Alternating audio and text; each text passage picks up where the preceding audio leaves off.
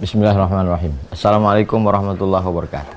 Waalaikumsalam warahmatullahi wabarakatuh. Alhamdulillah wassalatu wassalamu ala Rasulillah wa ala alihi wa sahbihi wa man tabi'ahu wa mawalah. Allahumma 'allimna ma yanfa'una wanfa'na bima 'allamtana innaka antal alimul hakim. Rabbi shrah li sadri wa yassir li amri wahlul 'uqdatam min lisani yafqahu qawli. Allah Maha Suci dari arah dan tempat. Dalam uraian di atas telah dijelaskan bahwa Allah wajib memiliki sifat mukhalafatuhu lil hawadis. Masih ingat artinya? Mukhalafatuhu lil hawadis. Berbeda dengan makhluk. Allah berbeda dengan makhluk. Jadi segala yang ada sifat makhluk berarti bukan. Allah berbeda dengan apapun yang perkara baru. Sifat ini termasuk sifat salbiyah, yaitu sifat yang menafikan apa saja yang tidak layak bagi Allah. Antara lain ada dalam arah dan tempat. Ustadz, ada arahnya tak?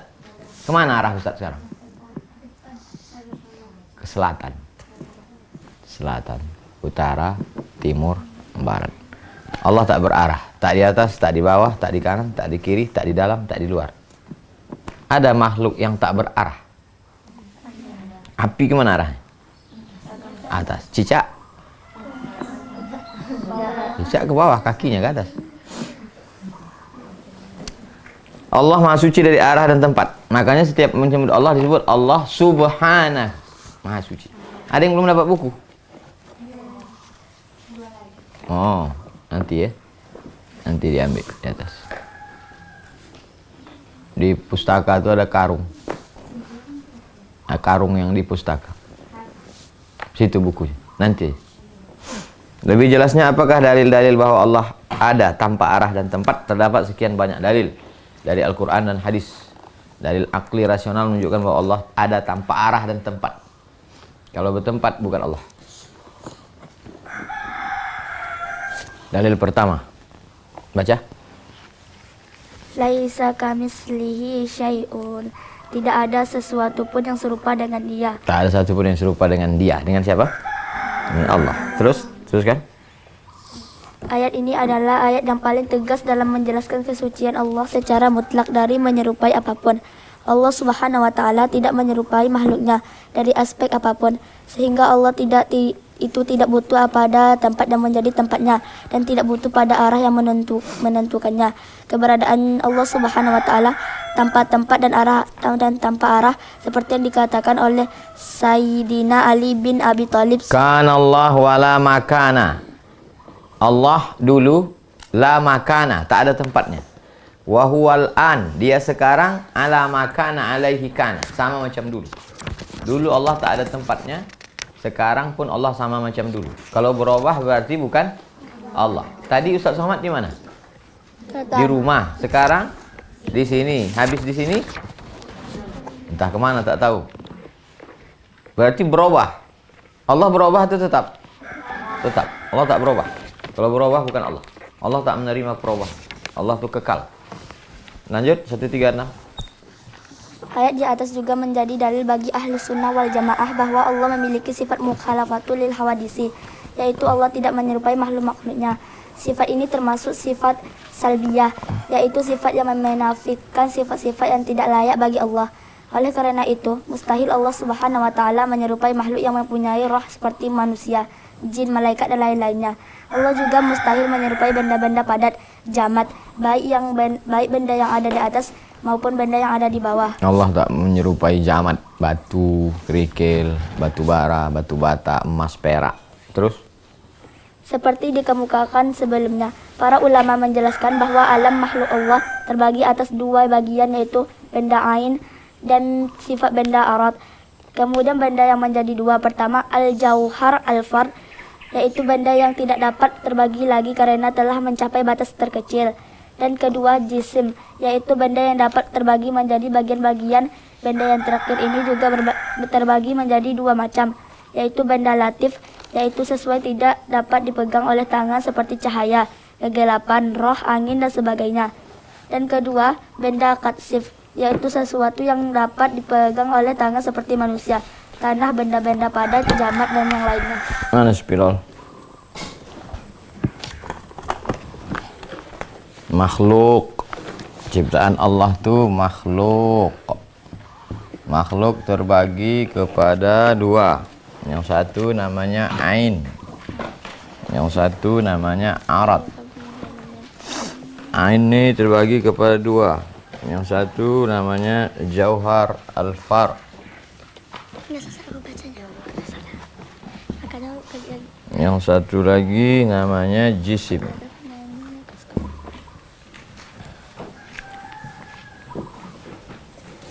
Latif, kasif.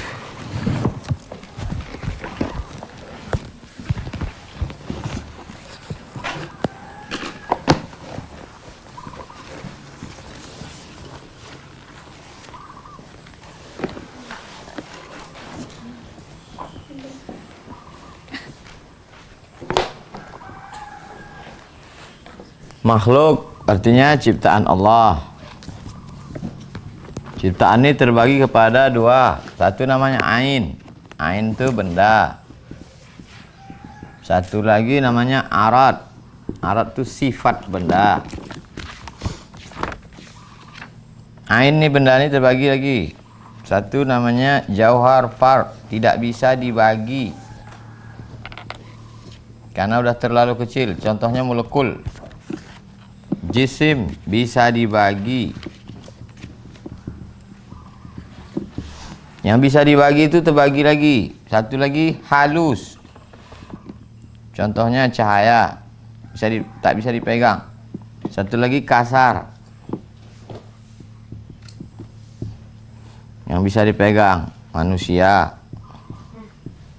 Manusia itu ada yang tak bisa dipegang. Ada yang tak bisa dipegang. Janjinya.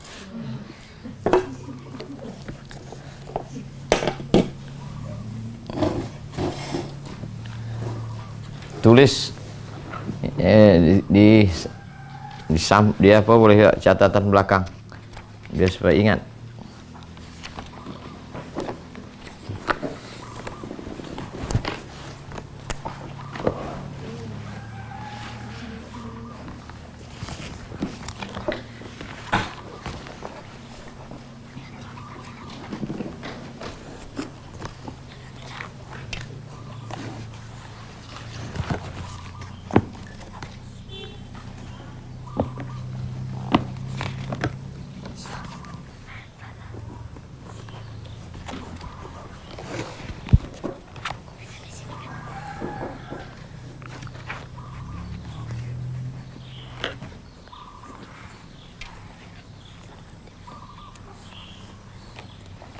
Ini semua sifat makhluk dan Allah bertentangan dengan ini.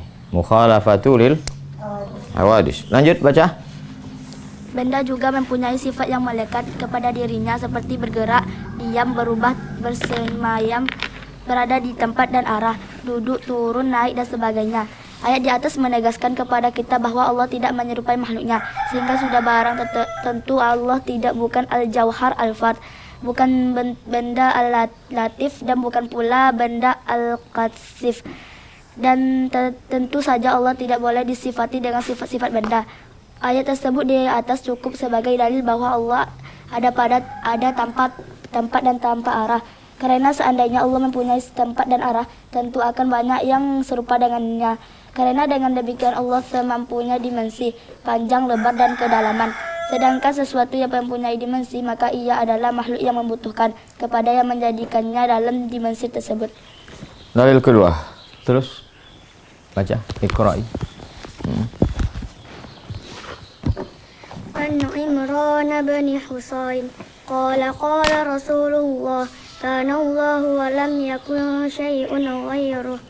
Imran bin Husain berkata, Rasulullah bersabda, Allah ada pada azal, keberadaan tanpa permulaan, dan belum ada sesuatu pun selainnya. Allah saja sendiri, tak ada yang lain. Setelah itu baru diciptakannya arsy. Hadis di atas memberikan penjelasan bahwa Allah itu ada pada azal. Azal maksudnya waktu yang tak ada permulaan. Pada azal belum ada angin, belum ada cahaya, belum ada gelap, belum ada arsy, belum ada langit, belum ada manusia, belum ada jin, belum ada malaikat, belum ada waktu, belum ada tempat, belum ada arah. Dengan demikian berarti Allah ada sebelum terciptanya tempat dan arah. Allah juga tidak berubah dari wujud yang semula, tetap ada tanpa tempat dan arah. Sebelum tempat dan arah itu ada, dia sudah ada. Maka dia tidak bisa ditanya di mana, karena dia sudah ada sebelum kata di mana itu ada. Sekarang apabila akal dapat menerima bahwa Allah ada sebelum terciptanya tempat dan arah, maka tentu saja akal dapat menerima wujudnya tanpa tempat dan arah. Di mana Allah itu? Allah tak bertempat. Mana mungkin Allah tak bertempat? Sebelum tempat itu ada, Allah sudah ada. Maka setelah tempat itu ada, Allah ada tanpa membutuhkan tempat dan arah. Dalil ketiga. Hadis sahabat Abu Hurairah. Anna Nabi SAW ya'muruna, Allah Nabi menyuruh kami, iza arada ahaduna ayyanam, kalau mau tidur, ayat taji' ala syaqil aiman. Kalau tidur miring ke kanan. Kalau tidur miring ke kanan, kiri kanan, miringnya ke kanan. Kemudian baca doa, Allahumma rabbas samawati wa rabbal ardi wa rabbal arsyil azim, rabbana wa rabba kulli syai' faliqal habbi wan nawa wa manzilat tawrati wal injil wal furqan, a'udzubika min syarri kulli syai'in anta akhidhun binasiyatih, Allahumma antal awwalu falaysa qablaka syai'un. Engkau yang pertama, tak ada makhluk sebelum engkau walau satu pun. Wa antal akhiru falaysa ba'daka syai'un. Engkau yang terakhir, ketika semua makhluk dibinasa, tak ada sesudah itu satu pun. Kau yang terakhir. Wa antal zahiru falaysa fawqaka syai'un. Wa antal batinu falaysa dunaka syai'un. Iqdi 'anna ad-din waghnina minal faqr. Ini doa mau tidur. Doa panjang, doa pendek, bismika Allahumma ahya wa amut. Dalam doa ini menunjukkan bahwa Allah ada tanpa waktu, ruang dan tempat. 140, baca. Pertama sebelum tidur, seseorang Ya, terus. Pertama sebelum tidur, seseorang dianjurkan mengingat Allah dengan semua sifat-sifatnya yang berkaitan dengan tauhid. Kedua, mula-mula mengingat bahwa Allah itu pencipta dan pemilik alam yang tinggi, yaitu langit yang 7, dan alam yang rendah, yaitu bumi yang 7. Kemudian mengingat bahwa Allah itu pencipta dan pemilik makhluk yang sangat besar, yaitu arsy, dan makhluk yang kecil, yaitu manusia dan makhluk lain yang sama dengan manusia. Kemudian mengingat bahwa Allah yang membelah biji pertanian dan biji kurma untuk tumbuh menjadi tanaman dan pepohonan. Kemudian mengingat bahwa Allah yang menurunkan kitab Taurat, Injil, dan Al-Quran. Ketiga, setelah mengingat keagungan Allah melalui sifat-sifat perbuatannya, kemudian berlindung kepada Allah dari keburukan segala sesuatu yang berada dalam kekuasaannya. Keempat, lalu mengakui keagungan Allah melalui sifat-sifat zatnya, bahwa di antara sifat Allah adalah yang maha awal. Maksudnya wujudnya Allah tidak ada permulaannya, dan yang maha akhir. Maksudnya wujudnya Allah tidak ada akhirnya. Demikian ini bahasa lain dari sifat kidam dan baqo, artinya wujudnya Allah sebelum adanya sesuatu apapun, termasuk arah dan arsy. Arash. Cara bahasanya arash. Arash itu singgasana. Singgasana itu macam raja-raja, ada singgasana, tempat duduk. Terus? Dengan demikian, berarti mengakui bahwa wujudnya Allah tidak dipengaruhi oleh dimensi waktu. Di sini perlu dijelaskan bahwa wujudnya Allah sebelum adanya segala sesuatu, termasuk arah, tempat, dan arsy, menunjukkan bahwa wujudnya Allah tidak bertempat sebelum terciptanya tempat. Kelima, mengakui bahwa di antara sifat Allah adalah al-zahir. Maksudnya tidak ada sesuatu di atasnya, dan al-batin. Maksudnya tidak ada sesuatu di bawahnya. Tak ada. Di atas Ustaz Samadnya ada tak? Ada atap. Di bawah lantai. Allah tak begitu. Tak ada di atasnya, tak ada di bawah. Berarti dia tidak berada di ruang. Kita ni berada di ruang. Semua benda ni berada di ruang. Ikan, di mana ruang? Burung, ada ruang. Allah tak bertempat. Mukhalafatul hawadis. Wastadalla ba'du ashabina fi nafil makani anhu. Sabda Nabi, antal zahiru falaysa fawqaka syai'un wa antal batinu falaysa dunaka syai'un. Wa idza lam yakun fawqahu syai'un wa la dunahu syai'un lam yakun fi makan. Di atasnya tak ada apa-apa, di bawahnya tak ada apa-apa. Kalau begitu dia tak bertempat. Karena kalau bertempat pasti ada atas, pasti ada bawah. Sebutkan saya sama saya tempat yang tak ada atas, tak ada bawah. Ada? Tempat pasti ada atas, pasti ada bawah. Halaman 142. Terus? Dalam doa di atas, setelah mengakui bahwa wujudnya Allah tidak tergantung pada dimensi waktu, dilanjutkan dengan pengakuan bahwa wujudnya Allah tidak tergantung pada dimensi ruang, sehingga dapat disimpulkan bahwa wujudnya Allah maha suci dari dimensi ruang dan waktu. Karena ruang dan waktu adalah makhluk yang diciptakannya, sebelum terciptanya ruang dan waktu, Allah ada tanpa tempat dan arah. Setelah terciptanya ruang dan waktu, Allah juga tanpa tempat dan arah. Sekarang apabila wujudnya Allah masih maha suci dari dimensi ruang dan waktu, mengapa Allah menciptakan arsy? Sayyidina Ali. Mengapa? Untuk apa Allah menciptakan arsy? Innallaha khalaqal arsya izharan liqudratihi. Allah menciptakan arsy untuk menunjukkan kekuasaannya. Walam yattakhidhu makanan lidzatihi, bukan untuk menjadikannya sebagai karena ada orang yang mengatakan Allah di atas arsy. Ini yang dari tadi yang kita baca ini untuk membantah bahwa Allah di atas arsy. Allah tak bertempat. Jadi kalau antum ditanya orang, di mana Allah? Gimana jawabnya? Allah tak bertempat. Sebagaimana dia sudah ada sebelum ada tempat, maka dia tak bertempat sampai kapan. Terus. Keyakinan bahwa wujudnya Allah tanpa tempat dan arah adalah kesepakatan ahlu sunnah wal jamaah sejak generasi salaf yang soleh. Hal ini sebagaimana ditegaskan oleh seorang ulama salaf, yaitu Al-Imam Abu Ja'far Al-Tahawi dalam Al-Aqidah At-Tahawiyah.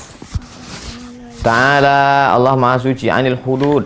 Allah suci dari batasan-batasan. Wal ghayat. Allah suci dari arah. Wal arkan. Allah tidak mempunyai arkan, sudut. Itu arkan, sudut. Wal adawat, alat-alat. La tahwihil jihad sit. Allah tidak bisa diukur dengan 6 arah. Mana aja yang 6 arah tuh? Muka, belakang, kanan, kiri, atas, bawah. Semua makhluk bisa diukur dengan 6 arah. Allah Ta'ala anil jihadis sit 6. Terus pernyataan Imam Al-Tahawi tersebut merupakan ijma, konsensus para sahabat dan ulama salaf yang soleh, karena Al-Imam Al-Tahawi menulis kitabnya Al-Aqidah dan Tahawiyah. Al-Aqidah At-Tahawiyah. Al-Aqidah At-Tahawiyah sebagai rangkuman dari akidah-akidah yang menjadi keyakinan seluruh sahabat dan ulama salaf yang soleh. Terus pindah. Nas, muhkamat dan mutasyabihat. Nas, buat lingkar nas, Quran dan hadis. Nanti kalau disebut nas, Quran dan hadis. Muhkamat jelas, mutasyabihat tak jelas. Muhkamat jelas, mutasyabihat tak jelas. Terus di antara sifat wajib bagi Allah adalah mukhalafatul hawadisi. Artinya Allah berbeda dengan semua perkara yang baru. Karena apabila Allah sama dengan perkara yang baru, berarti Allah juga karena dalam tinjauan akal. Kalau Allah sama dengan perkara yang baru, berarti Allah juga baru. Kalau Allah sama dengan makhluk, berarti Allah juga makhluk. Terus karena dalam tinjauan akal sesuatu pasti memiliki hukum yang sama dengan apa yang serupa atau sama dengannya. Sedangkan Allah bersifat qidam, tidak berpermulaan, berarti Allah wajib berbeda dengan apa saja yang baru. Sifat ini telah diuraikan pada bagian sebelumnya. Sedangkan dalil bahwa Allah wajib berbeda dengan semua perkara yang baru antara lain adalah firman Allah Subhanahu wa taala dalam Al-Qur'an, laisa kamitslihi syai'u wa huwas sami'ul basir. Terus hawadis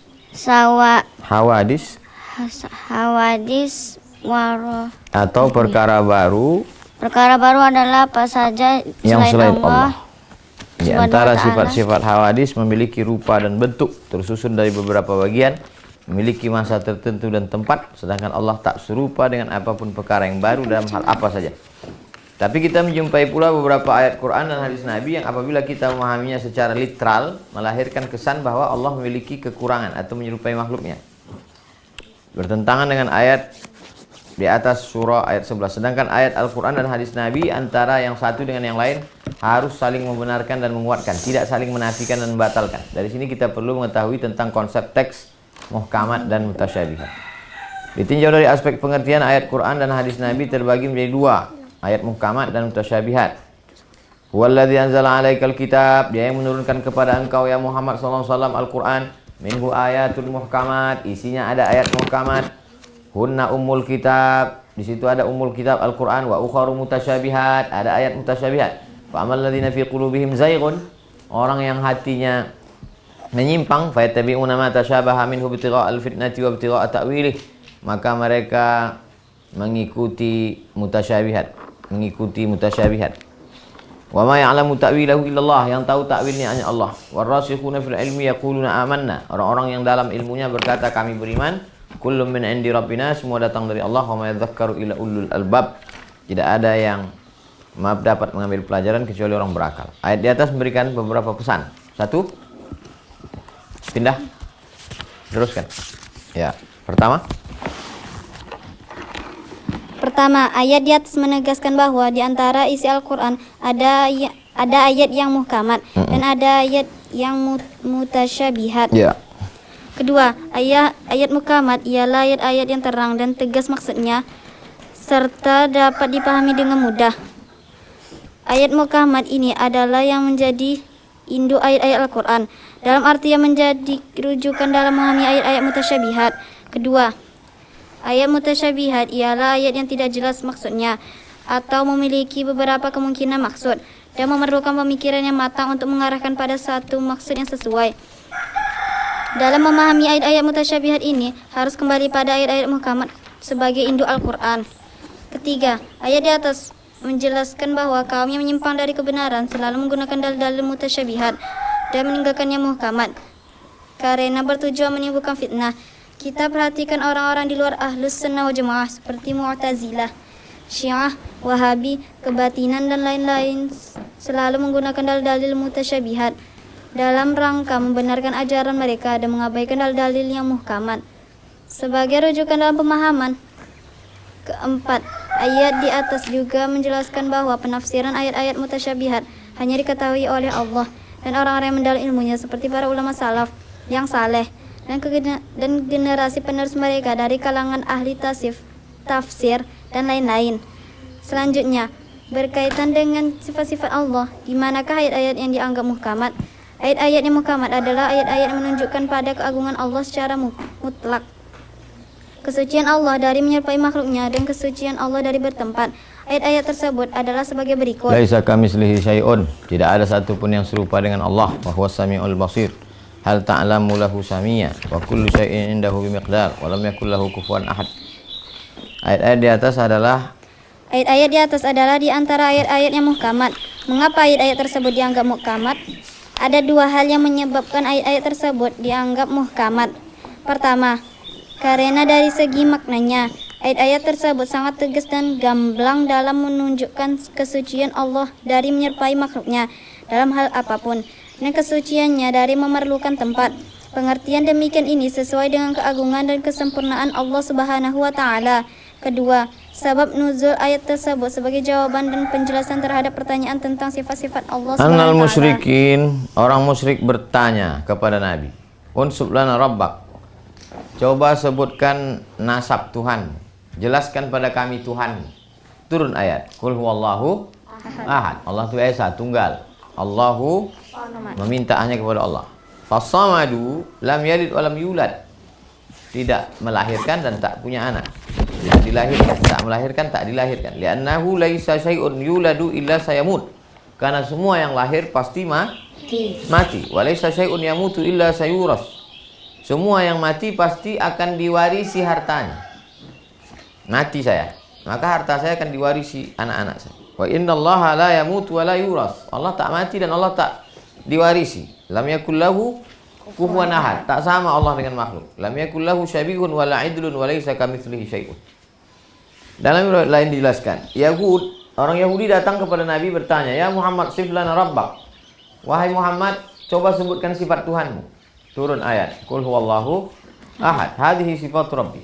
Jadi kalau datang orang bertanya sama antum, siapa Tuhan antum? Man rabbuka? Allah. Macam mana Allah itu? Jawab pakai surat, qul huwallahu ahad, Allahu samad, lam yalid wa lam yulad wa lam yakul lahu kufuwan ahad. 5. Jelas? Jelas apa tak jelas? Jelas. Jumlahnya berapa? 1. Kemana kita meminta? Kepada dia. 150. Dari Aisyah, Nabi mengutus seorang laki-laki ikut perang. Dia membacakan pada sahabatnya ayat ditutup dengan qul huwallah. Ketika selesai mereka lapor ke Nabi.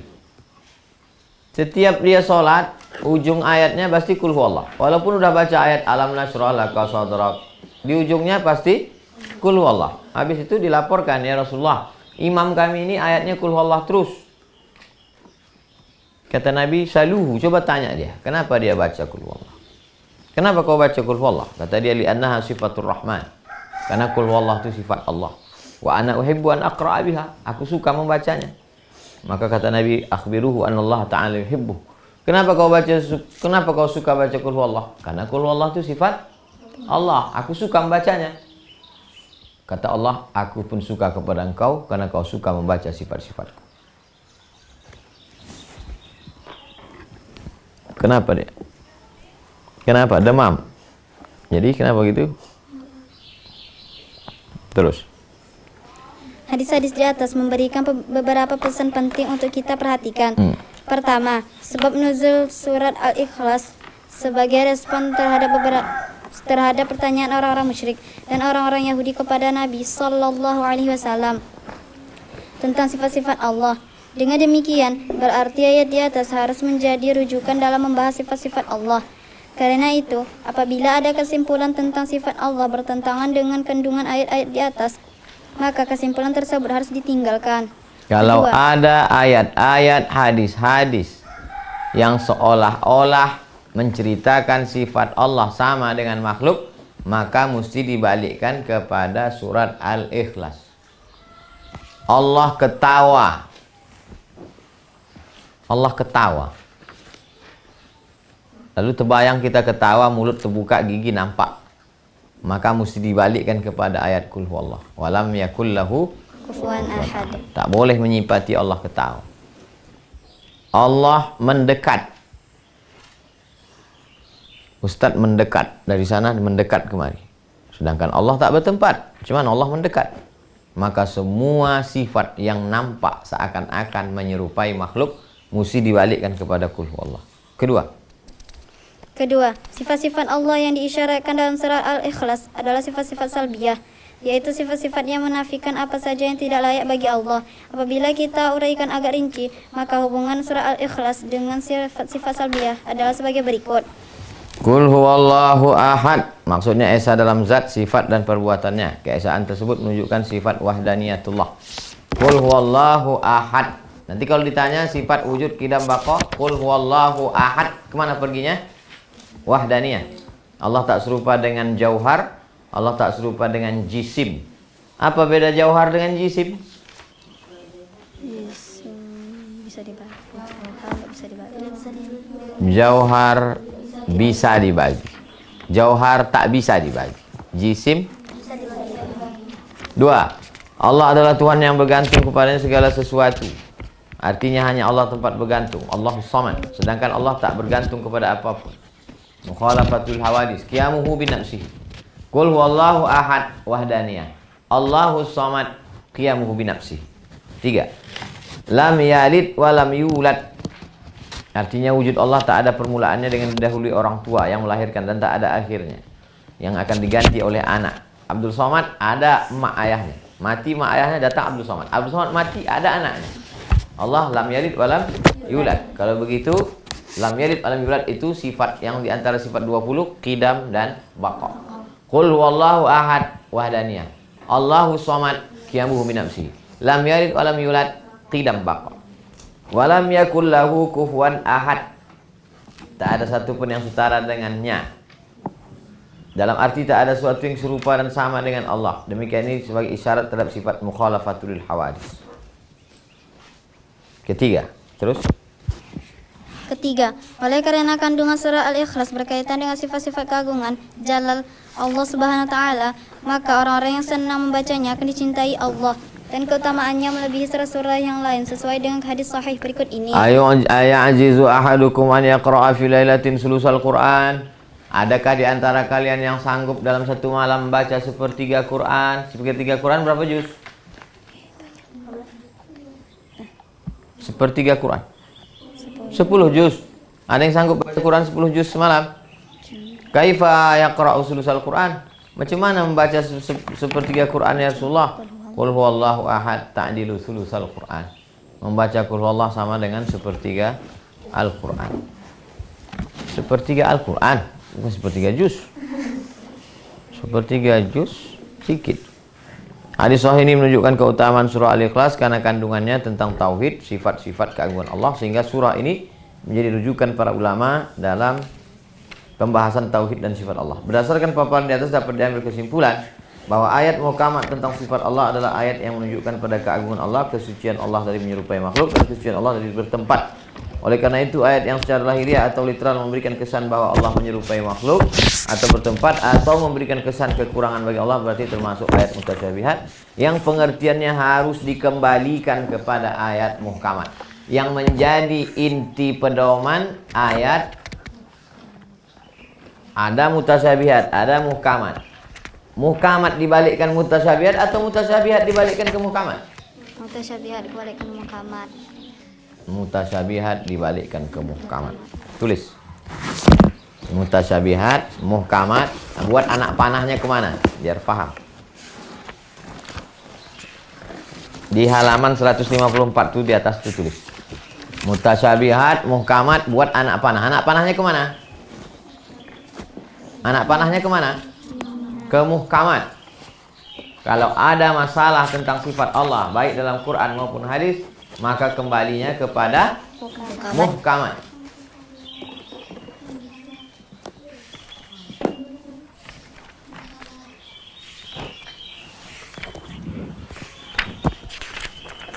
Lanjut, tafwid dan takwil.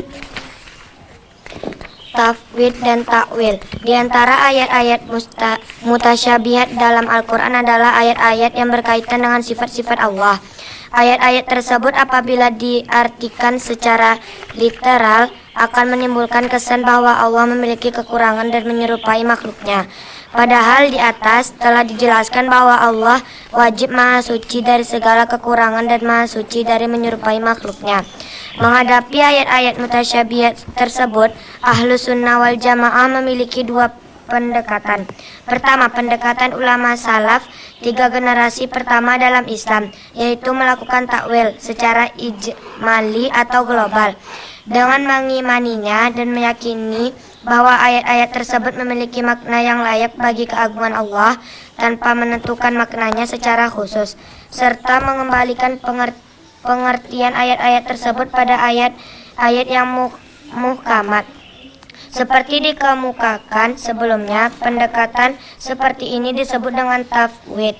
Tafwid yaitu menyerahkan makna yang sesungguhnya kepada Allah. Tafwid maknanya serahkan pada Allah. Bahasa singkatnya wallahu a'lam. Apa artinya nih wallahu a'lam? Serahkan aja sama Allah. Itu namanya tafwid. Terus? Yaitu menyerahkan makna yang sesungguhnya kepada Allah. Pendekatan ini diikuti oleh mayoritas ulama salaf. Kedua, pendekatan ulama khalaf, generasi setelah abad ketiga Hijriah, dengan melakukan takwil terhadap ayat-ayat tersebut secara rinci, dengan menentukan makna-makna yang sesuai dengan tata bahasa Arab. Mereka tidak membawa ayat-ayat tersebut pada arti secara literal sebagaimana yang diikuti oleh kaum salaf. Pendekatan ini boleh diikuti terutama ketika terjadi kekhawatiran terjadinya kegoncangan akidah umat, untuk menjaga mereka dari tasbih atau menyerupakan Allah dengan makhluk. Dengar. Jangan baca. Kalau dia baca, tengok aja. Kalau tak paham, tanya. Jangan dia baca, antum baca. Terus. Pendekatan takwil ini juga diikuti oleh sebagian ulama salaf generasi sahabat. Selain kedua pendekatan di atas, ada pendekatan yang diikuti oleh kaum mujasimah, musyabihah dan hasyawiyah. Yang dewasa ini diikuti oleh kaum wahabi, yaitu pendekatar zahir, mengartikan ayat-ayat tersebut secara zahir atau literal. Kelompok tersebut memiliki 3 nama. Disebutkan mujasimah karena mereka menganggap zat Allah itu berupa jasmani atau jisim. Disebut musyabihah karena mereka menyerupakan karena mereka menyerupakan Allah dengan makhluknya. Disebut hasyawiyah artinya kelompok pinggiran, karena dalam setiap diskusi keilmuan mereka tidak berani tampil ke depan menghadapi para intelektual dan beraninya hanya menjadi penonton di pinggir arena diskusi. Berikut ini beberapa contoh pendekatan ketiga kelompok di atas menghadapi ayat-ayat atau hadis-hadis mutasyabihat. Ar-Rahman 'alal arsyistawa. Ar-Rahman 'alal arsyistawa.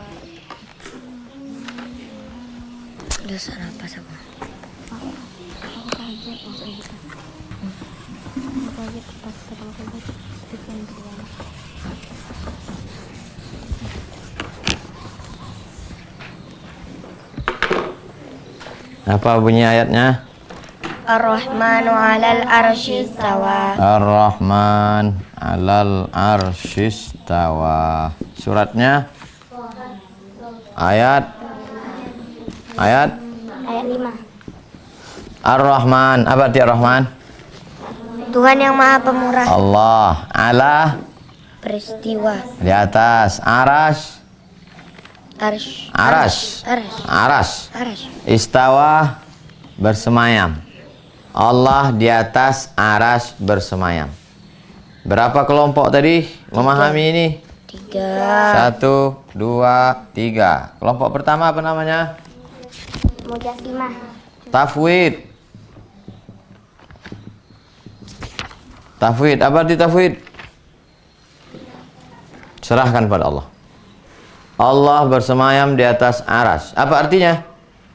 Wallahu a'lam. Serahkan pada Allah. Serahkan pada Allah. Yang kedua, takwil. Takwil dialihkan maknanya. Takwil mengatakan Allah bersemayam di atas aras, artinya Allah berkuasa. Arti bersemayam itu di situ berkuasa. Yang ketiga, tajsim atau tasbih. Menyerupakan Allah dengan makhluk. Allah bersemayam di atas aras macam Abdul Somad duduk di atas kursi. Inilah yang mau dibantah. Itu secara ringkasnya 3. Terus baca. Ada 3 pendekatan berbeda dalam menafsirkan kata istawa dalam ayat di atas, seperti dikemukakan sebelumnya. Pertama, pendekatan mayoritas ulama salaf adalah pendekatan tafwid, menyerahkan maknanya kepada Allah Subhanahu wa taala. Sahabat Ummul Mukminin Ummu Salamah dan Al-Imam Rabi'ah bin Abi Abdirrahman, guru Al-Imam Malik bin Anas, ketika ditanyakan tentang istawa menjawab, Al-istiwa ghairu majhul wal kaif ghairu ma'qul wal juhud bihi kufrun. Istiwa itu bukan sesuatu yang tak diketahui, sedangkan bagaimana keadaan itu tak masuk akal. Tak masuk akal dikatakan Allah duduk di atas aras, bersemayam di atas aras. Mengingkarinya kafir. Jadi kalau begitu apa? Tafwid, serahkan aja pada Allah. Di antara yang 3 ini antum condong yang mana? Tafwid, takwil dengan tajsim. Mana antum pilih? tafwid. Antum pilih tafwid. Serahkan aja sama Allah. Wallahu a'lam. Terus, maksud pernyataan di atas, istiwa adalah sesuatu yang maklum terdapat dalam Quran. Bagaimana keadaannya? Tak masuk akal. Tak masuk akal dikatakan Allah istiwa bersemayam di atas aras. Karena objek pertanyaan itu termasuk sifat makhluk. Sedangkan Allah berbeda dengan makhluk. Misalnya Imam Malik ketika ditanya tentang istiwa, apa kata Imam Malik? Kama wasafa nafsahu wa la yuqalu kaifa. Sebagaimana Allah menyimpati dirinya, tak perlu ditanya kaifa, bagaimana. Wa kaifun anhu marfu. Tak mungkin Allah ditanya dengan pertanyaan kaifa. Wa anta rajulun sahibu bid'ah. Engkau yang bertanya dengan bertanya bagaimana Allah bersemayam di atas aras, maka kau orang yang buruk, pelaku bid'ah. Akhrijuhu. Kalau ada orang bertanya tentang itu kepada Imam Malik, diusirnya. Akhrijuhu, keluarkan dia, bawa dia keluar. Fa ukhrijar rajul, orang itu pun dikeluarkan. Marah Imam Malik kalau ada orang bertanya bagaimana orang Allah Ta'ala istiwa, bersemayam di atas arsy. Terus dalam riwayat di atas, Dalam riwayat di atas, Imam Malik bin Anas menegaskan bahwa istiwa Allah dalam Al-Quran adalah seperti yang difirmankan oleh Allah. Artinya hanya Allah yang mengetahui hakikatnya. Beliau menafikan cara, keadaan dalam proses.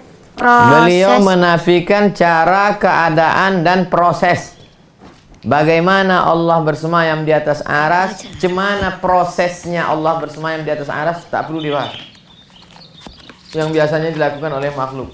Karena kalau diartikan seperti yang dilakukan oleh makhluk, berarti menyerupakan Allah dengan yang hukumnya dilarang, karena bertentangan dengan ayat muhkamat. Demikian ini disebut dengan pendekatan tafwid. Ini yang tafwid tuh, tafwid namanya satu. Sekarang takwil. Kedua adalah pendekatan takwil terhadap istawa di atas. Pendekatan ini juga dilakukan oleh sebagian ulama salaf dan seluruh ulama khalaf. Istawa dalam ayat di atas ada beberapa versi. Masih ingat apa beda salaf dengan khalaf? Salaf. Angkat tangan yang ingat. Sebut salaf. Salaf. Tak kalian catat, tak ditulis. Coba tengok catatan. Apa beda salaf sama khalaf?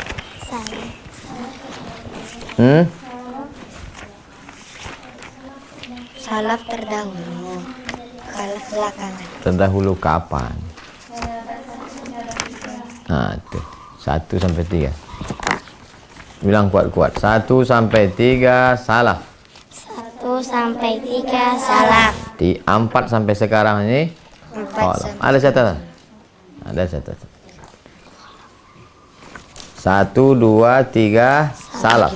4 sampai sekarang khalaf. Ingat itu. Besok-besok kalau tanya ingat. 1, 2, 3 salaf. 4 sampai sekarang khalaf.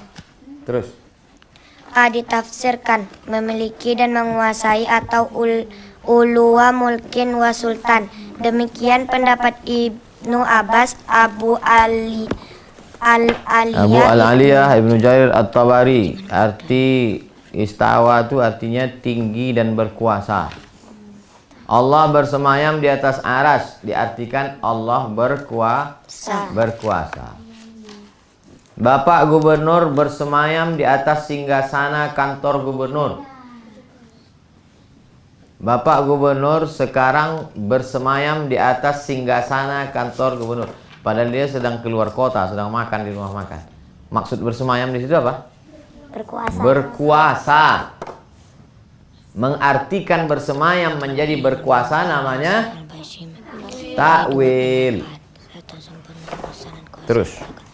Sementara Imam Al-Hasan Al-Basri memiliki 2 pendapat. 1. Sempurna urusan dan kekuasaannya. Dan 2. Menghadap untuk menciptakan. Istawa sesuai selesai urusan dan kekuasaan.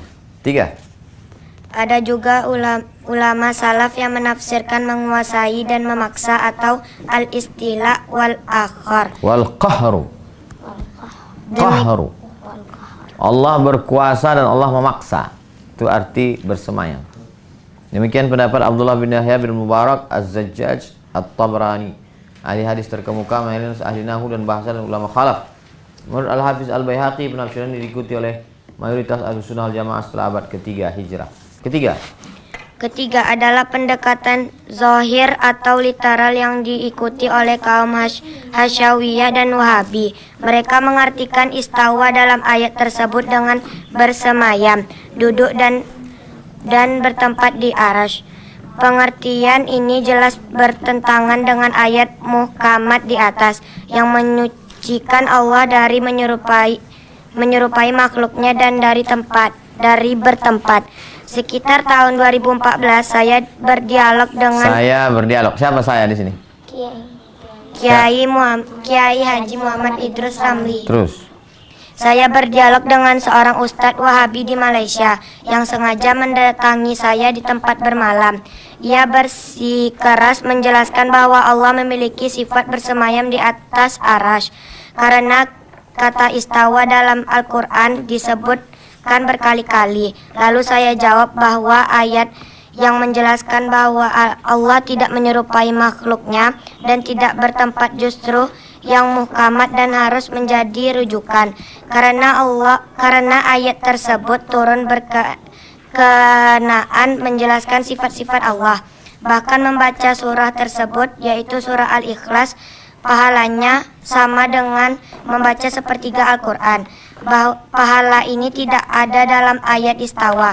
Akhirnya Wahabi tersebut terdiam dan segera pergi. Ayat yang jelas namanya muhkamat. Ayat yang jelas namanya muhkamat. Yang tak jelas namanya muhkamat jelas. Yang tak jelas mutasyabihat. Allah bersemayam di atas aras. Ini muhkamat apa mutasyabihat? Mutasyabihat.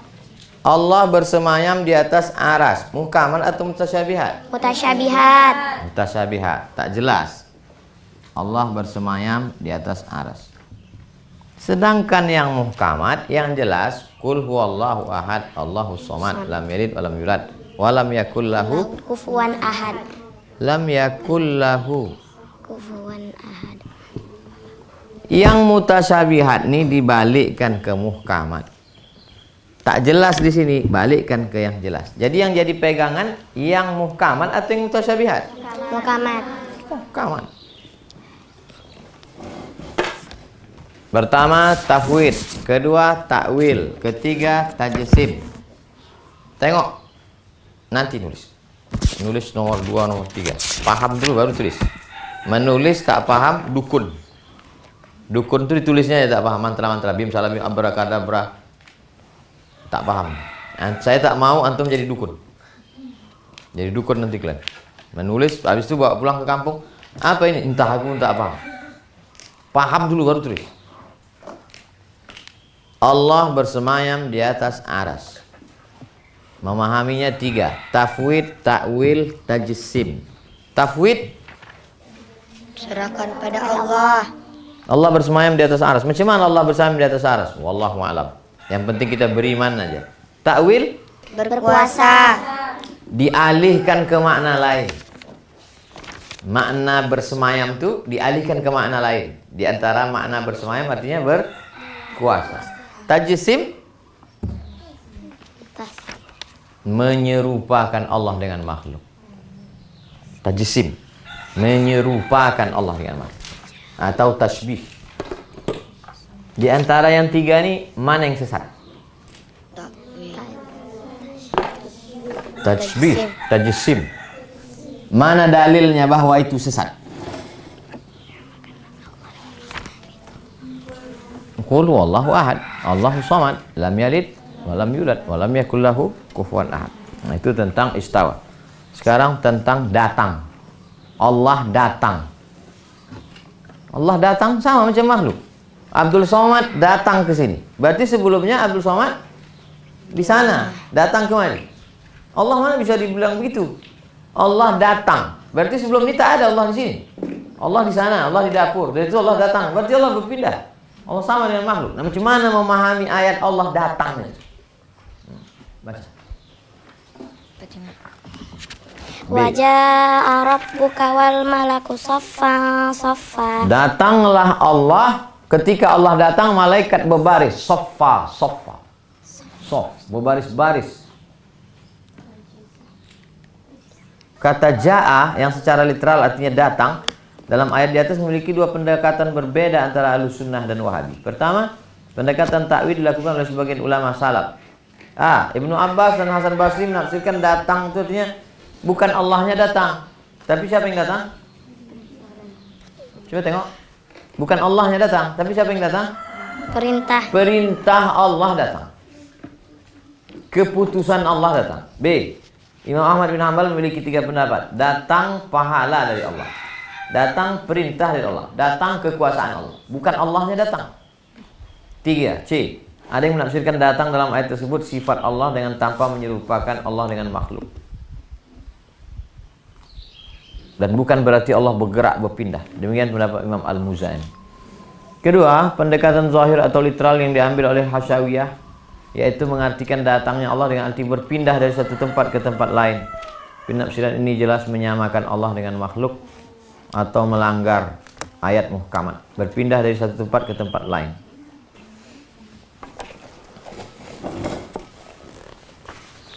Ayatnya dirubah, penafsirannya tetap.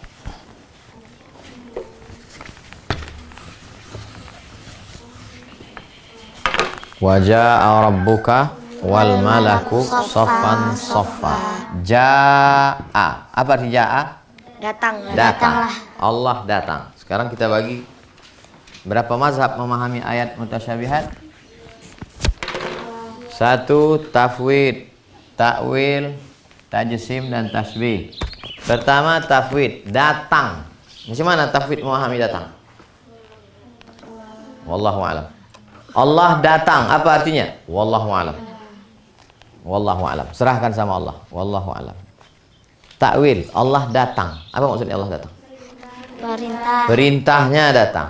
Apa maksudnya Allah datang? Perintahnya Pahalanya datang. Apa maksudnya Allah datang? Kuasa. Kekuasaannya datang. Apa maksudnya Allah datang? Keputusannya datang. Mengalihkan makna datang kepada lain. 1. Pahala.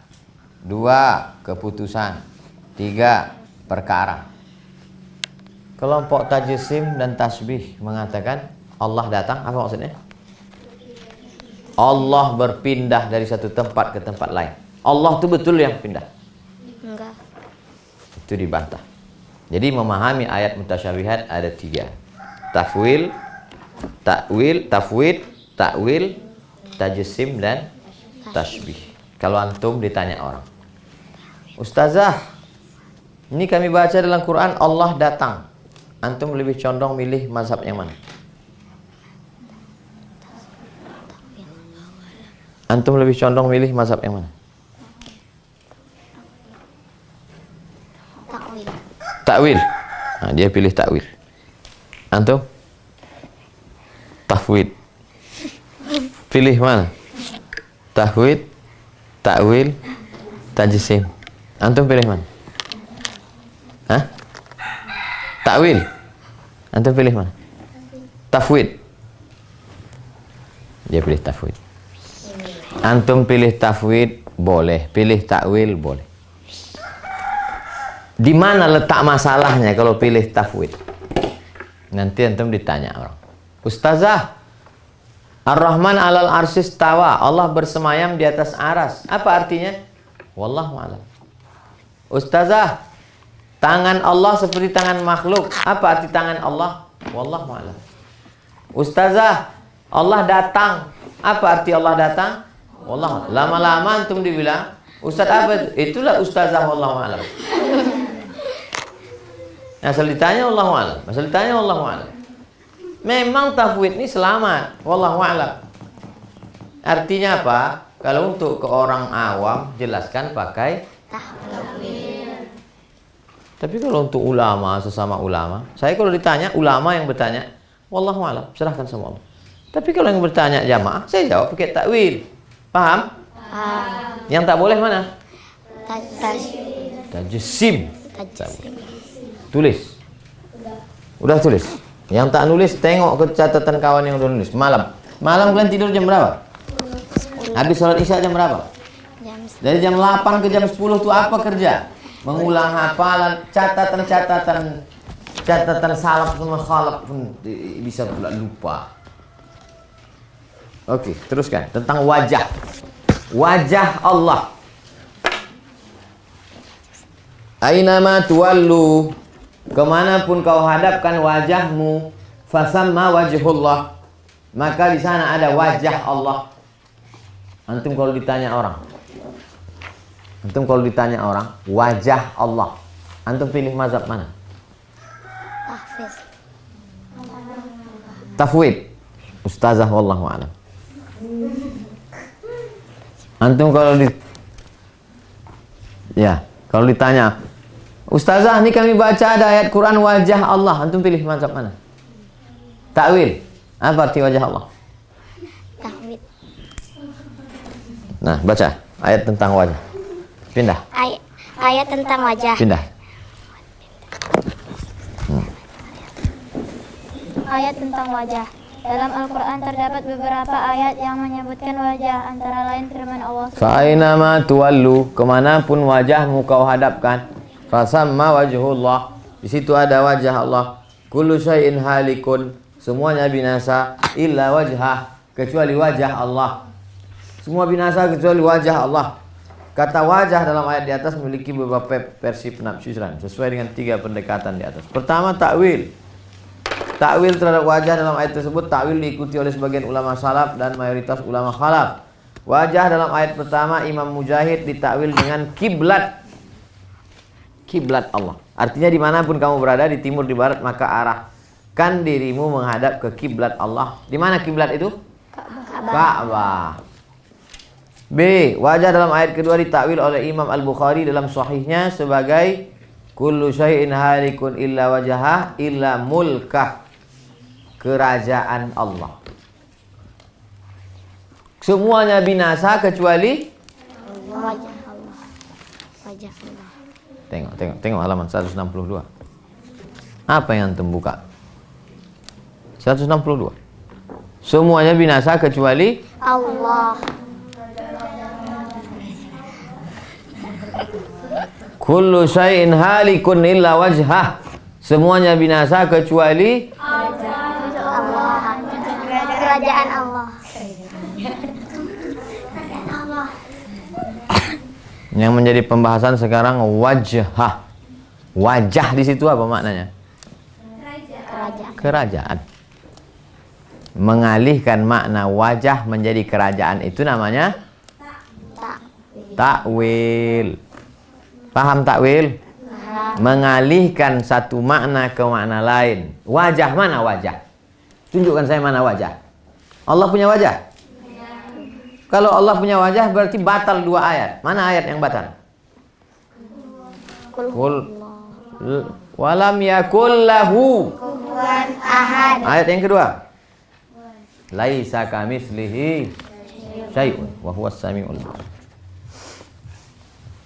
C. Dalam keterangan di atas, Imam Bukhari melakukan takwil terhadap wajah dengan kerajaan Allah dan mengutip takwil ulama salaf dengan versi berbeda dengan arti amal-amal yang ikhlas dimaksudkan kepada Allah. Kedua, pendekatan zahir literal diikuti oleh kaum Hasyawiyah yang mengartikan wajah dalam ayat tersebut dengan wajah Tuhan sebagai organ tubuh. Organ tubuh. Mereka menolak takwil yang dilakukan oleh mayoritas umat Islam dan ulama salaf. Karena itu Albani, salah seorang ulama Wahabi, mengkafirkan Al-Bukhari dalam fatwanya karena takwil di atas dengan mengatakan bahwa takwil seperti yang dilakukan Bukhari tidak akan dikatakan seorang muslim. Maksudnya ketika Bukhari melakukan takwil seperti itu berarti bukan lagi muslim. Penafsiran zahir atau literal seperti kaum Hasyawiyah di atas jelas dilarang karena berarti menjasmanikan Allah, memfisikkan Allah, mentubuhkan Allah. Semua di dunia ini akan hancur kecuali wajah Allah. Wajah Allah tu antum pahami pakai mazhab mana?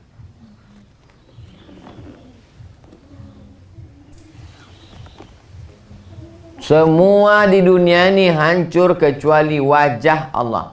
Antum pakai mazhab mana? Hah? Apa arti wajah Allah situ? Kerajaan Allah. Kerajaan Allah. Kalau mau pakai tafwid, wallahu a'lam. Yang tak boleh, wajah Allah. Allah punya wajah macam wajah kita. Paham? Yang tak paham angkat tangan. Saya jelaskan sekali lagi. Nah, sekarang tentang mata. Allah punya mata. Baca. D. Ayat tentang mata. Di dalam Al-Quran ada beberapa ayat yang menisbatkan kata ain, mata, kepada Allah. Wasna'il fulka bi'ayunina. Buatlah bahtera itu dengan mata kami. Mata. Walitusna'a ala aini. Supaya kamu diasuh di bawah mataku. Mana mata? Mata. Allah punya mata? Wallahu a'lam. Bagaimana ulama memahami mata Allah? 3 mazhab. Mazhab pertama, tafwid. Wallahu a'lam. Mazhab kedua, ta'wil. Baca dalam ayat di atas. Dalam ayat di atas kata ain yang secara literal berarti mata. Dalam ayat pertama menggunakan bentuk jamak berupa ayunina dan dalam ayat kedua menggunakan bentuk tunggal mufrad berupa aini. Di sini akan kami sebutkan 2 versi pendekatan berbeda di kalangan umat Islam antara Ahlus Sunnah wal Jamaah dan Wahabi. Pertama adalah pendekatan takwil yang dilakukan oleh banyak ulama salaf. Untuk ayat pertama, kata ayunina yang secara literal artinya beberapa mata kami, memiliki beberapa takwil dari kalangan ulama salaf. A. Ibnu Abbas menafsirkan dengan pengawasan kami. B. Al-Hasan Al-Basri menafsirkan dengan penglihatan kami. C. Ar-Rabi bin Anas menafsirkan dengan penjagaan kami. D. Sufyan Al-Sawri menafsirkan dengan perintah kami. Sedangkan ayat yang kedua, Quran Surat Toha ayat 39. A'la aini yang secara literal artinya di atas mataku, memiliki beberapa penafsiran dari kalangan ulama salaf. A. Ibnu Abbas menafsirkan dengan perintahku. B. Ad-Dahhak menafsirkan dengan penjagaan dan pengawasanku. C. Al-Hasan Al-Basri menafsirkan dengan pengetahuanku. D. Qatadah bin Lu'amah dan Ma'mar bin Al-Musanna menafsirkan kecintaan dan kehendakku. Ibnul Ambari menafsirkan cinta dariku. Ibnu Jarir Tabari menafsirkan penglihatan, cintaku dan kehendakku. Al-Azhari menafsirkan kasih sayang. Kedua, pendekatan zahir literal. Terus yang diikuti oleh kaum Hasawiyah dan Wahabi. Menurut mereka kata ayunina dan aini dalam ayat di atas menunjukkan pada mata sebagai organ tubuh. Sebagian mereka mengatakan bahwa mata Tuhan itu banyak sekali sesuai dengan bentuk jamak dalam Quran Surat Hud ayat 37. Sedangkan menurut Wahabi kontemporer. Mata Tuhan Kontemporer apa artinya? mata Tuhan Modern. Kontemporer, modern. Mata Tuhan ada 2. Terus pengaruh dari perbedaan penafsiran tersebut, Ahlus Sunnah wal Jamaah meyakini bahwa Allah Subhanahu wa taala melihat segala sesuatu dengan sifat basarnya, bukan dengan mata sebagai anggota badan, dengan merujuk kepada ayat-ayat muhkamat yang dijelaskan sebelumnya. Sementara Wahabi berpendapat bahwa Tuhan melihat dengan kedua mata atau beberapa mata, dengan pendekatan literal dan mengikuti ayat-ayat mutasyabihat. Pendekatan literal kaum Wahabi tersebut sangat berbahaya dan merusak pengertian ayat-ayat Al-Quran. Misalnya ayat pertama, Quran Surat Hud ayat 37. Apabila diartikan secara literal akan menjadi dan buatlah bahtera itu di dalam beberapa mata kami. Berarti menurut Wahabi mata Allah Subhanahu wa taala itu banyak dan Nabi Nuh alaihissalam ketika membuat bahtera ada di dalam beberapa mata tersebut. Pengertian seperti ini jelas tidak masuk akal. Tidak sesuai dengan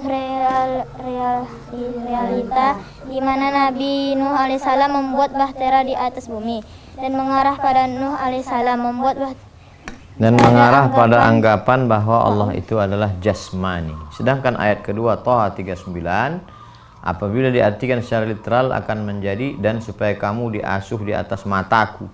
Berarti menurut Wahabi Nabi Musa diasuh di atas mata Tuhan. Pengertian demikian ini jelas tak masuk akal, tak sesuai dengan realita kehidupan Nabi Musa di istana Fir'aun, dan mengarah pada anggapan bahwa Allah itu berupa jasmani seperti halnya makhluk. Maka mata Allah kalau dipahami 3 mazhab, mata Allah, mazhab pertama tafwid. Apa arti mata Allah? Wallahu a'lam. Mazhab yang kedua takwil. Apa arti mata Allah? Mata Allah, pengawasan Allah. Takwil yang ketiga yang sesat. Mata Allah diartikannya sebagai mata Allah. Mata, macam mata kita. Sekarang tentang tangan. Tangan Allah. Pindah.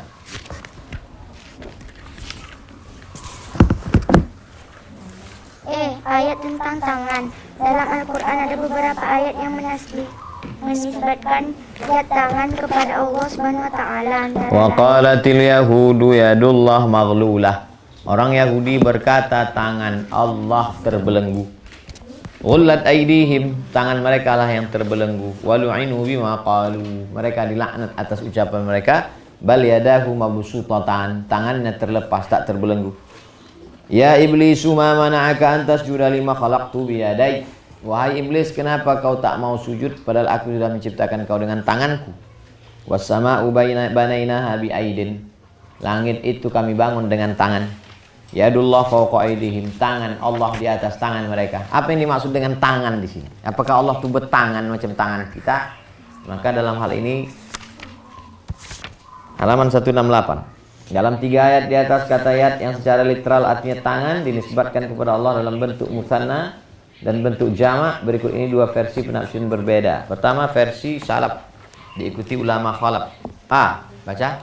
A. Kata yad dalam Quran surat Al-Maidah ayat 64 di atas tidak diartikan dengan tangan sebagai anggota badan Allah, akan tetapi diartikan sebagai bentuk majas dari arti bakhil, pelit dan menahan pemberiannya kepada mereka. Demikian pendapat Ibnu Abbas, Ikrimah, Mujahid, Al-Suddi dan As-Suddi dan Ad-Dhahhak.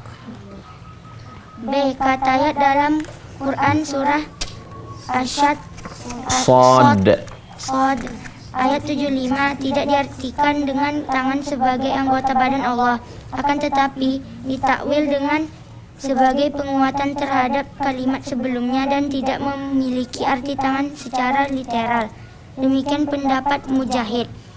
C. Ali bin Ashim, ulama salaf menafsirkan yad dalam Quran surah Sad ayat 75 di atas dengan kekuatanku. Kata kata bi aidin yang secara literal artinya dengan beberapa tangan. Dalam Quran surah Surat Az-Zariyat ayat 47 di atas ditafsirkan dengan kekuatan. Demikian pendapat Ibnu Abbas, Qatadah, Mansur bin Mu'tamar, Atha bin Abi Muslim Al-Khurasani, Sufyan Al-Thawri, Al-Farra, Ma'mar bin Al-Musanna, At-Tabari dan Az-Zajjaj. Al-Hasan Al-Basri menafsirkan aidin di atas dengan kekuatan. Kata yad dalam surah Al-Fat ayat 10 ditafsirkan dengan memenuhi kebaikan. Al-Hasan Al-Basri dan Az-Zajjaj menafsirkan yad dengan anugerah dan kebaikan. Ibnu Kisan menafsirkan yad dengan kekuatan dan pertolongan Allah. Kedua, pendekatan zahir atau literal yang dilakukan oleh kaum Asyawiyah dan Wahabi yang mengartikan yad di atas dengan tangan Tuhan sebagai anggota badan. Sebagian Asyawiyah berpendapat bahwa tangan Tuhan banyak sekali, sementara kaum Wahabi modern berpendapat tangan Tuhan hanya 2 dan ada di sebelah kanan semua. Tentu saja penafsiran Hasyawiyah dan Wahabi ini buruk sekali. Seorang muslim tidak akan rela apabila Tuhan dikatakan tangannya banyak sekali atau ada 2, tetapi ada di sebelah kanan semua. Karena kalau kita jumpai seseorang tangannya lebih dari 2 atau ada 2 tetapi ada di sebelah kanan semua, alangkah buruk dan jeleknya orang tersebut. Berdasarkan perbedaan kedua pendekatan di atas, Ahlussunnah wal Jamaah meyakini bahwa kekuasaan Allah itu dengan sifat kudratnya. Sementara kaum Hasyawiyah dan Wahabi berpendapat kekuasaan Allah dalam melakukan sesuatu dengan tangan sebagai anggota badan. Pendapat kaum Hasyawiyah dan Wahabi tersebut sangat buruk karena mengarah pada tajsim dan tasbih yang dilarang dalam agama. Lagi pula kalau ayat di atas diartikan secara literal, misalnya Quran surah Al-Maidah ayat 64, diartikan kedua tangan Allah selalu terbentang. Seandainya kita melihat seorang yang tangannya selalu terbentang terbuka, tidak bisa diturunkan dan tidak bisa menggenggam, alangkah jeleknya tangan tersebut. Ayatnya yadullah fawqa aydihim. Yadu. Tangan. 3 mazhab. Kalau tafwid, Allahu a'lam. Kalau takwil,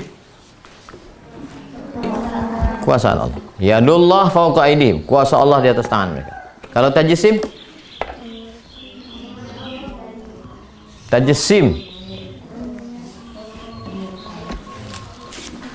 tangan Allah serupa dengan tangan makhluk. Detailnya lagi katanya tangan Allah banyak. Detailnya lagi tangan Allah dua-duanya sebelah kanan. Sekarang betis dan kaki. Ada ayat dalam Quran itu cerita tentang betis Allah. Mana betis? Dari lutut sampai ke mata kaki itu betis. Baca. F. Naus tentang betis dan kaki. Apa arti nas? Buat lingkari Quran hadis. Quran hadis tentang betis dan kaki. Dalam Quran ada ayat tentang betis. Yauma yukshafu an saqin. Hari itu betis disingkapkan. Pernah betis kalian tersingkap? Waktu mau berwudu kan disingkap betis. Hari itu betis Allah disingkapkan. Allah itu punya betis. Sedangkan berkaitan dengan kaki ada dalam hadis. La tazalu jahannam takulha min mazid hatta yada'u rabbul izzati fima fiha qadamahu. Allah memasukkan kakinya ke dalam neraka jahanam. Ini neraka jahanam dimasukkan Allah kakinya ke dalam. Allah punya kaki, Allah punya betis. Halaman 172 berkaitan dengan ayat Quran. Berkaitan dengan ayat Al-Quran dan hadis di atas, ada 2 pendekatan berbeda antara Ahlus Sunnah wal Jamaah dan kaum Hasyawiyah. Pertama, pendekatan kaum salaf yang melakukan takwil terhadap ayat dan hadis tersebut dan rincian sebagai berikut. A. Kata sak yang secara literal artinya betis. Dalam Quran surat Al-Qalam ayat 42 ditafsirkan dengan hari tersingkapnya hari kiamat, hari kehancuran dan dahsyat. Demikian penafsiran Ibnu Abbas radhiyallahu anhu. B. Sahabat Abu Musa al-Asy'ari radhiyallahu anhu menafsirkan tersingkapnya betis dan tersingkapnya cahaya yang agung. C. Tersingkapnya betis ditafsirkan dengan sesuatu yang dahsyat. Demikian penafsiran Sa'id bin Jubair, Ibrahim An-Nakhai, Ma'mar bin Al-Musanna dan Az-Zajjaj. Tersingkapnya betis ditafsirkan sesuatu yang mengerikan. Saat itu betis tersingkap, artinya saat itu terjadi suatu peristiwa yang sangat mengerikan pada hari kiamat ini. Bukan Allah menarik kainnya dalam betis Allah. Nampak? Seandainya ada ustadz berceramah, hari itu betis Allah nampak tersingkap. Berarti dia masuk mazhab mana? Tashbih. Tajsim. Apa arti tajsim? Menyerupakan Allah dengan Allah. Kalau ada ustadz yang ceramah, hari itu betis Allah tersingkap. Makna betis itu artinya huru hara yang sangat dahsyat. Mazhab mana dia? Kalau ada ustaz yang ceramah, hari itu betis Allah tersingkap. Tak usah kalian bahas masalah betis Allah itu. Wallahu a'lam. Mazhab apa dia? Tafwid. Paham? Terus. E. Tersingkapnya betis ditafsirkan dengan tersingkapnya tabir. Demikian penafsiran Ar-Rabi' bin Anas. F. Sedangkan kaki dalam hadis sahih di atas ditafsirkan dengan orang-orang kafir yang telah Allah ketahui akan menjadi penduduk neraka. Demikian penafsiran Al-Hasan Al-Basri, An-Nazar bin Shumail, ulama salaf dan lain-lain. G. Allah meletakkan kakinya. Dalam hadis di atas ditafsirkan dengan meletakkan orang-orang kafir dan tempat-tempat mereka melakukan kekafiran. Demikian penafsiran Al-Imam Ibnu Hibban. Kedua pendekatan zahir adalah atau literal yang diikuti oleh kaum Hasyawiyah dan Wahabi. Menurut mereka, ayat dan hadis di atas menunjukkan bahwa Tuhan mempunyai kaki dan betis. Tuhan punya kaki, Tuhan punya betis. Penafsiran literal ini disebut sangat buruk dan batal.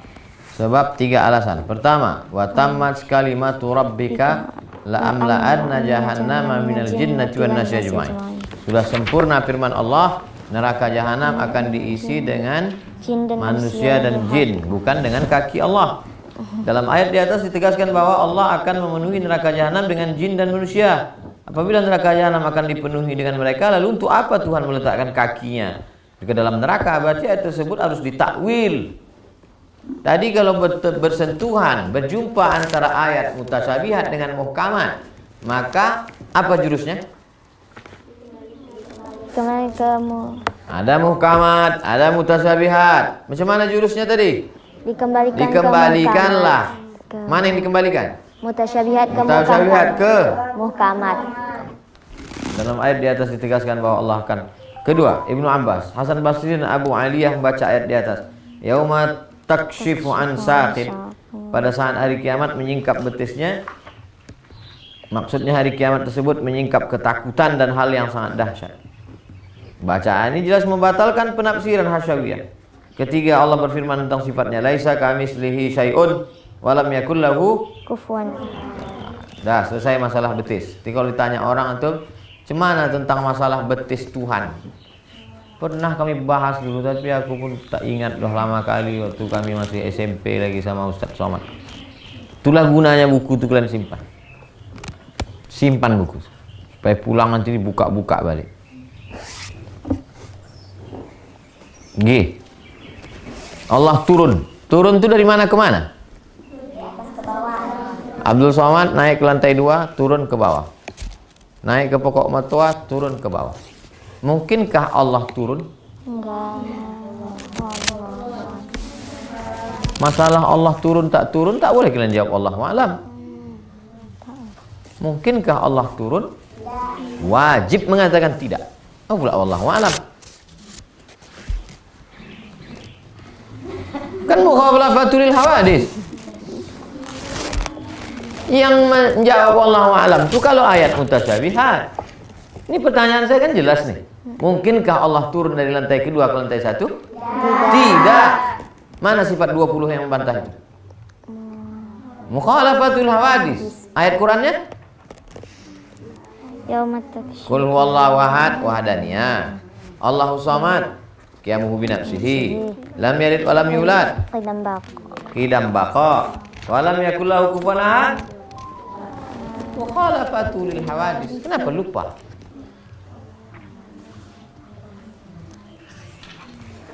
Tentang Allah turun. Baca. Allah turun. G. Hadis tentang turun. Hadis tentang turun ke langit diriwayatkan melalui 20 jalur para sahabat. Antara layar riwayat berikut ini. Yanzilu Rabbuna tabaraka ta'ala kulla lailatin ila sama'id dunya. Tiap malam Allah turun ke langit. Tiap malam Allah turun ke langit dunia. Nanti kalau antum baca hadis ada bunyinya langit dunia. Coba tengok langit. Coba tengok langit. Nampak langit? Nampak? Itu disebut dengan langit dunia. Namanya sama'ud dunia. Sama langit, dunia, langit dunia. Kalau kalian ditanya orang nanti, yang mana langit dunia itu? Buka biji mata kau, tengok ke langit. Nampak, itulah dia langit dunia. Maksud langit dunia, langit yang bisa ditengok dari itu langit dunia. Langit itu banyak, banyak lagi di atasnya, tapi tak nampak. Yang paling bawah ini, itulah dia langit dunia. Allah turun ke langit dunia. Allah turun ke situ. Kapan itu? Hina yabqa sulusul lail, sepertiga malam. Kalau ditanya orang mana langit dunia, bisa tunjukkan? Mana? Kenapa disebut itu langit dunia? Karena bisa ditengok dari dunia. Sekarang sepertiga malam. Kapan menghitung malam itu dari mana? Ngitung malam itu dari mana? Menghitung malam itu dari mana? Menghitung malam habis isya. Bukan habis maghrib. Kenapa dari isya? Karena tahajud dilaksanakan sesudah Isya. Kalau menghitung malam menurut hitungan malam, azan maghrib itulah malam. Tapi kalau yang dimaksud dengan sepertiga malam tahajud, maka menghitungnya setelah isya. Kenapa? Karena tak ada orang tahajud habis maghrib. Tahajud itu habis isya. Antum pulang dari luar kota sampai ke Pekanbaru jam 2 malam, langsung tahajud. Sahkah tahajudnya? Tidak, karena belum sholat isya. Sholat mana dulu laksanakan? Isya dulu, walaupun jam 2 malam. Habis sholat Isya baru sholat tahajud. Paham? Jadi kalau gitu menghitung sepertiga malam. Nih, perhatikan baik-baik. Isya jam berapa? Jam 8. 9, 10, 11, 12, 1, 2, 3, 4, 5. Berapa jam? 9 jam. Bagi 3.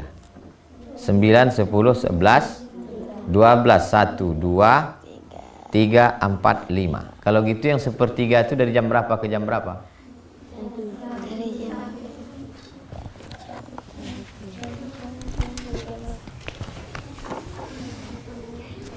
Delapan, 9, 10, 11, 12, 1, 2, 3, 4, 5. Jam 5 subuh, jam 8 Isya.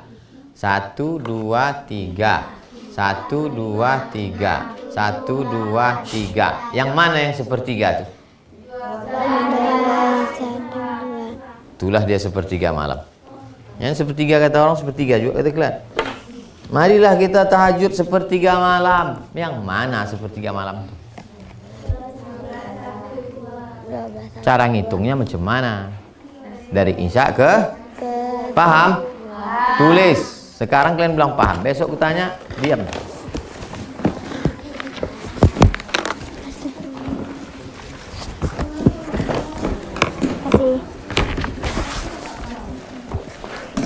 Baca 175. 175. Hadis di atas secara literal membicarakan turunnya Allah ke langit yang paling dekat pada akhir sepertiga malam. Berkaitan dengan hal ini ada dua pemahaman berbeda Ahlus Sunnah dan Hasyawiyah. Pertama, pendekatan sebagian ulama salaf yang melakukan takwil terhadap hadis tersebut dengan mengatakan bahwa turun dalam hadis tersebut adalah turunnya Allah atau turunnya rahmat Allah. Bukan Allah tuh naik turun. Yang turun itu apanya? Rahmatnya turun. Perintahnya turun, malaikatnya turun. Ini penafsiran Imam Malik, Al-Auza'i dan ulama salaf. Kedua, pendekatan Hasyawiyah dan Wahabi mengartikan hadis di atas turunnya Allah dari aras ke langit paling dekat dengan kita. Pemahaman kaum Hasyawiyah dan Wahabi tersebut jelas ditolak karena tiga hal. Satu, sebagian perawi hadis Bukhari ada yang memberi harakat dengan dibaca yunzilu, yang berarti menurunkan, sehingga maknanya turunnya malaikat dengan perintah Allah. Anzala yunzilu, Allah menurunkan rahmatnya, Allah menurunkan malaikatnya, bukan Allah naik turun. Paham? B. Berpindah dari satu tempat ke tempat lain termasuk sifat hawadis, sedangkan Allah itu mukhalafatu. C. Pemahaman tersebut bertentangan dengan riwayat lain yang menjelaskan maksud di atas. Innallaha yumhilu hatta yamdi syatrul lail al-awwal thumma ya'muru munadiyan yunadi. Allah membiarkan malam itu sampai berlalu sepertiga pertama. Sepertiga pertama 9, 10, 11. Masuk sepertiga kedua, dikirim Allah malaikat. Lalu malaikat itu berkata, mana yang berdoa? Mana santri yang berdoa? Kenapa tidur semua? Kata malaikat. Jadi yang turun itu Allah apa malaikat? Malaikat. Dalam riwayat lain disebutkan, tuftahu abu-abus sama, pintu langit terbuka sepertiga malam. Wa yunadi munadin, malaikat memanggil. Malaikat yang turun. Kedua hadis tersebut menjelaskan terhadap riwayat di atas tentang turunnya Allah, bahwa maksudnya adalah turun malaikatnya, turun perintahnya, turun rahmatnya. Paham? Terakhir tentang kalam Allah. Baca sebelah. Sebelah. Pindah. Tentang kalam Allah. Ayat di atas membicarakan tentang firman Allah secara langsung dengan Nabi Musa alaihissalam dan tentang firman Allah dalam Al-Quran. Ada perbedaan pendapat tentang firman Allah yang merupakan sifat kalam Allah yang menetap pada zatnya antara mayoritas umat Islam dengan Hasyawiyah dan Wahabi. Pertama, mayoritas umat Islam yaitu Sunnah wal Jamaah sejak generasi sahabat dan ulama salaf yang saleh, yang meyakini bahwa Allah memiliki sifat kalam yang menetap pada zatnya tanpa huruf dan tanpa suara. Allah berbicara apabila berkehendak dan kapan saja berkehendak, tetapi tanpa menetapkan bagaimana keadaannya, tanpa menyerupakan dengan makhluknya, dan tanpa menyebutkan huruf, lidah, kedua bibir, dan bahkan tanpa suara sekalipun. Dalam proses pengajaran kepada murid, para ulama menjelaskan bahwa kalam Allah adalah sifat yang azali, menetap pada zatnya, tidak berupa huruf dan suara, disucikan dari ucapan yang lebih dahulu dan yang belakangan, disucikan dari tata bahasa, disucikan dari alam renungan hati dan ketidakmampuan berbicara karena faktor mental. Allah Maha berbicara dan berbicara kepada orang yang dikehendaki dengan cara yang layak, dengan kesempurnaan dan keagungannya, tanpa menyerupakan dan tanpa menafikan.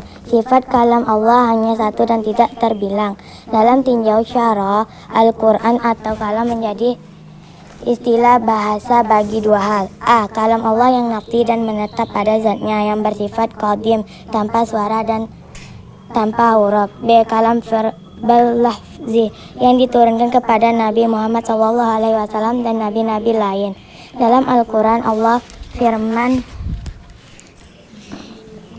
yuriduna an yubadilu kalamallahi, mereka hendak merubah kalam Allah. Dalam ayat tersebut dijelaskan bahwa orang-orang kafir hendak merubah firman Allah yang diturunkan kepada Nabi Sallallahu Alaihi Wasallam, bukan merubah sifat kalam Allah yang menetap pada zatnya yang qadim. Ada kalam Allah, kalam nafsi, ada kalam lafzi. Kalam lafzi itu Quran. Kalam nafsi itu sifat kalam qadim.